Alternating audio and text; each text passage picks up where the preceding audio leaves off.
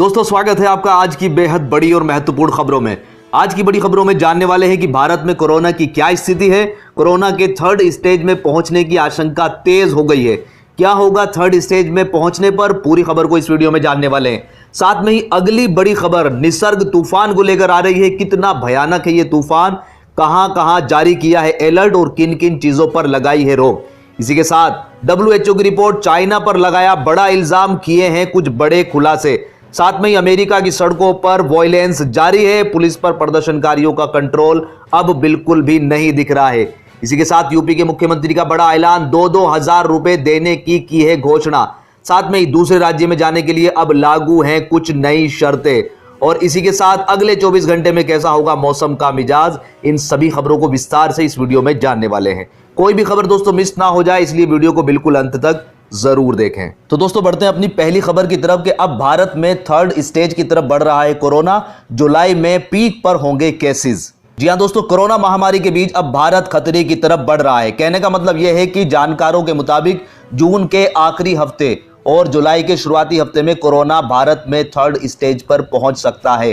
खासकर जुलाई में कोरोना के मामले भारत में अपने पीक पर होंगे। तो क्या यह मान लिया जाए कि सरकार ने लॉकडाउन हटाने के लिए कुछ जल्दी कर दी है? एक्सपर्ट का मानना है कि सरकार को एक साथ लॉकडाउन हटाने की बजाय किश्तों में लॉकडाउन को हटाना चाहिए था। हिंदुस्तान में कोरोना के मामले ना तो अपनी पीक पर पहुंचे और ना ही ये जानलेवा वायरस अपनी थर्ड स्टेज में दाखिल हुआ है। हां, ये जरूर है कि हर गुजरते दिन कोविड-19 के मामले लगातार बढ़ते जा रहे हैं, मगर अभी भी ये सिंगल सोर्सेज मामले ही हैं। यानी अभी हमें पता लगा सकते हैं कि कोरोना का वायरस कहां से और किससे किसमें दाखिल हो रहा है, इसलिए पहचानना आसान है। मगर जैसे जैसे ये मामले आगे बढ़ते जा रहे हैं, वैसे वैसे कोरोना भारत में अपनी थर्ड स्टेज यानी कम्युनिटी ट्रांसमिशन में दाखिल होता जा रहा है। तब यह पता लगाना मुश्किल हो जाएगा कि ये मामले कहां से और किससे सामने आ रहे हैं। बोस्टन कंसल्टिंग ग्रुप यानी BCG की हिंदुस्तान के मामले में भविष्यवाणी पर नजर डालें तो उसके अनुसार भारत में जून के आखिरी हफ्ते तक आंशिक और सितंबर के महीने में ज्यादा लॉकडाउन खोलना बेहतर होता। दुनिया भर के वैज्ञानिकों का मानना है कि क्योंकि आबादी के लिहाज से कोरोना के मामले में भारत इसलिए अहम है क्योंकि कोरोना के यहां पीक पर पहुंचने के बाद ही यह तय हो पाएगा कि यह वायरस किस करवट बैठेगा। BCG की इस रिपोर्ट के मुताबिक भारत में कोरोना के मामले जून के तीसरे हफ्ते तक अपनी पीक पर होंगे। भारत को कोरोना से पूरी तरीके से आजादी पाने में पूरा साल तक लग सकता है, मगर यह बात है कि अगर वैक्सीन इससे पहले आ जाती है तो यहां रोकना इसको आसान हो जाएगा। यहीं पर दोस्तों दूसरी अपडेट जो है वो तूफान निसर्ग का खतरा जो है वो लगातार बढ़ रहा है। पालघर से लोगों को सुरक्षित निकालने का काम शुरू हो गया है। जी हां दोस्तों, बंगाल और उड़ीसा में चक्रवाती तूफान अम्फान के बाद महाराष्ट्र और गुजरात के तटीय इलाकों में निसर्ग चक्रवात का खतरा मंडरा रहा है। भारतीय मौसम विभाग के मुताबिक अरब सागर के ऊपर कम दबाव का क्षेत्र सक्रिय हो गया है। इससे उठने वाला चक्रवाती तूफान निसर्ग 3 जून तक महाराष्ट्र के रायगढ़ जिले में हरिहरेश्वर और दमन के बीच उत्तर महाराष्ट्र और दक्षिणी गुजरात के तटियों से टकरा सकता है।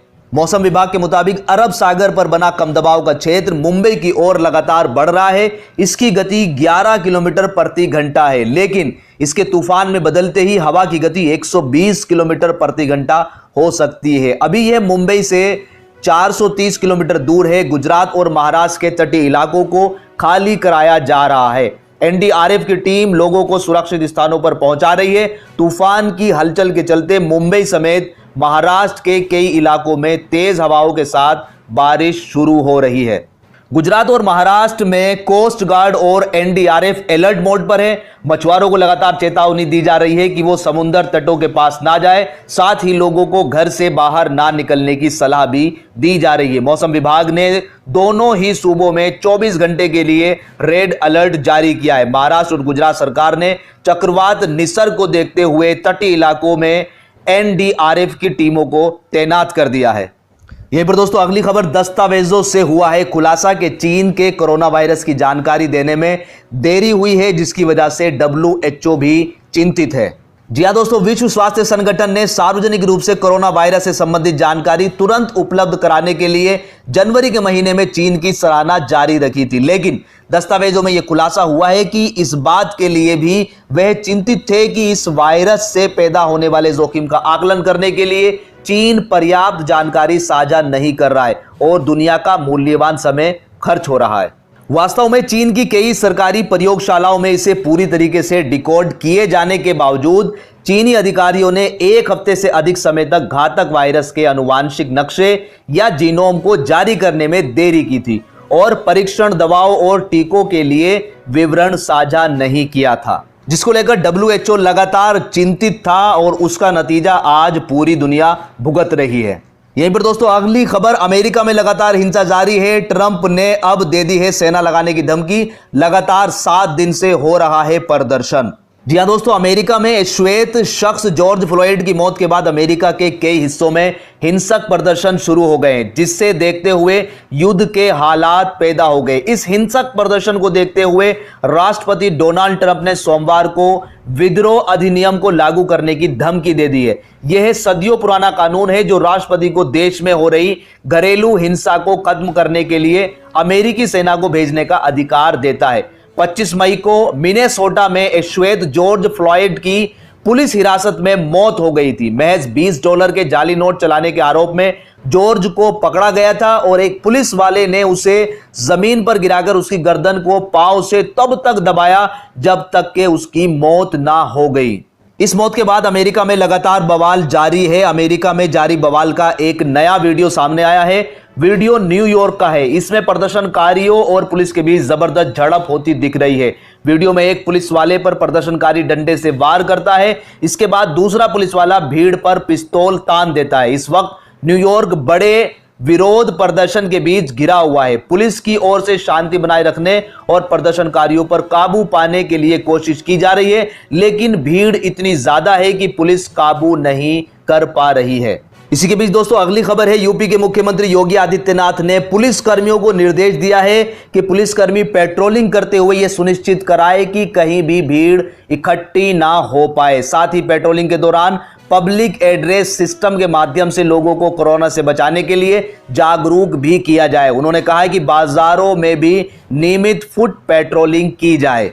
मुख्यमंत्री योगी आदित्यनाथ मंगलवार को टीम 11 के साथ लॉकडाउन व्यवस्था की समीक्षा कर रहे थे। इस दौरान उन्होंने अफसरों को जनता की मदद करने और कोरोना नियंत्रण के बचाव कार्य करने के निर्देश दिए। उन्होंने कहा कि सभी निराश्रितों का सहारा सरकार है। सभी जरूरतमंदों को खाद्यान्न उपलब्ध कराया जाएगा। निराश्रितों को खाद्यान्न उपलब्ध कराने के लिए 1,000 रुपए, बीमार होने की दशा में उपचार के लिए 2,000 रुपए और किसी निराश्रित व्यक्ति की मृत्यु हो जाने पर अंतिम संस्कार के लिए परिवार को 5,000 रुपए देने की व्यवस्था की जाए।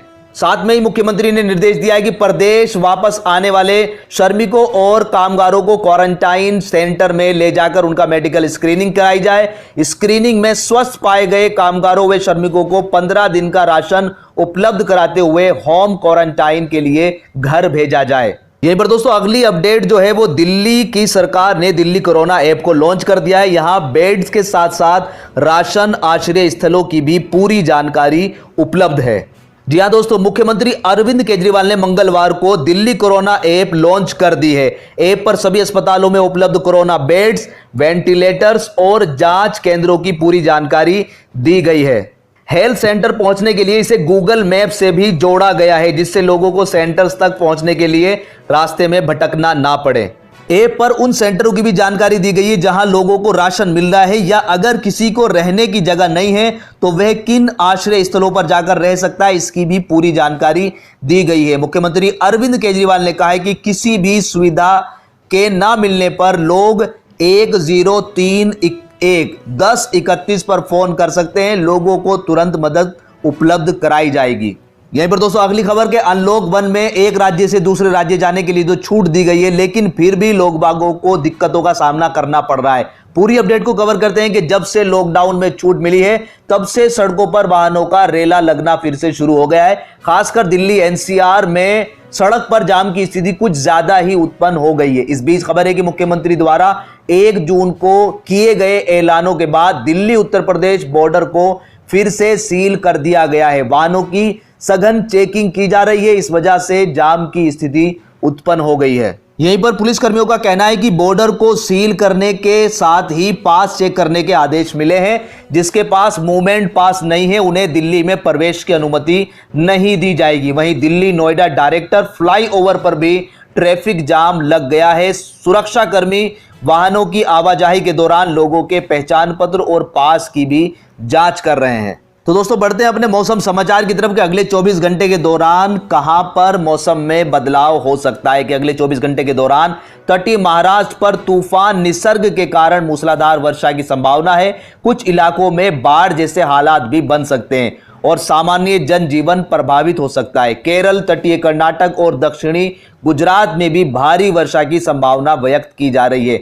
मध्य महाराष्ट्र, मध्य प्रदेश, छत्तीसगढ़, गंगी, पश्चिमी बंगाल, उड़ीसा, पूर्वी भारत के कुछ हिस्सों में हल्की से मध्यम बारिश हो सकती है। पश्चिमी हिमालय, हरियाणा, पंजाब, राजस्थान, उत्तर प्रदेश, बिहार, झारखंड, उत्तर पश्चिमी हिमालय, पश्चिमी बंगाल, सिक्किम, तेलंगाना और तटीय आंध्र प्रदेश के कुछ हिस्सों में हल्की से मध्यम बारिश का अनुमान व्यक्त किया जा रहा है। राष्ट्रीय राजधानी दिल्ली और एनसीआर में भी चिटपुट बारिश हो सकती है। तो दोस्तों ये थे आज के कुछ प्रमुख समाचार। उम्मीद करता हूं कि वीडियो आपको पसंद आई होगी। वीडियो पसंद आई तो लाइक और शेयर कीजिएगा और अगर अभी तक भी चैनल को सब्सक्राइब नहीं किया है तो चैनल को सब्सक्राइब भी